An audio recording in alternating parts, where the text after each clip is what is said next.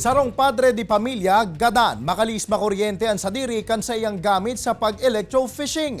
Mga otoridad, nagpagirumdom kontra sa pagsisira gamit ang kuryente.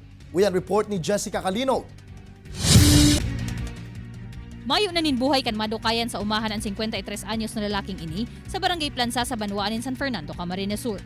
Kung sa inako aman ang sarong flashlight, duwang electric fishing rod, sarong 12 volts na baterya, asin may kaibanan pang converter.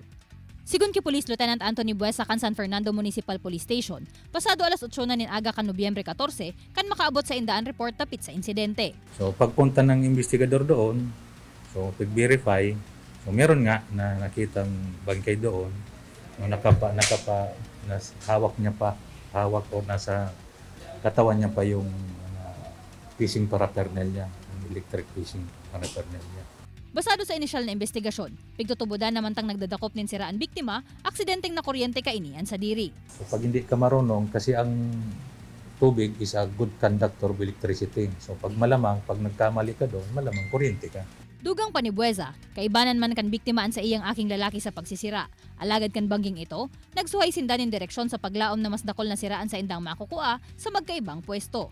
Kung kaya mayo subuot ni nakaaram kung ano ang nangyari sa biktima, asin aga na kan may makahiling digdig. Mientras tanto, pigkukonsiderar ko mo illegal na gibo ang electrofishing o paggamit ng kuryente sa pagsisira, urog na sa mga freshwater areas sa Pilipinas. Arog kan irigasyon asin mga salog, huli tadakulang distroso ang darakaini sa marine life. Matagal na po kasi talagang pinagbabawal yan. Siguro dahil sa pangailangan, nagawa nila yun.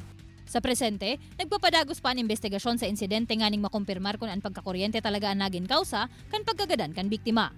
Mantang pigaadalan pa kan mga otoridad kung posibleng mahampang sa kasong pagbayolar sa Republic Act No. 6451 o an act prohibiting electrofishing, ang aki kan biktima na sa iyang kaibanan sa nasambitan ng aktibidad. Kaibanan si Gerald Gandia, Jessica Calinog, Balitang Bicolandia.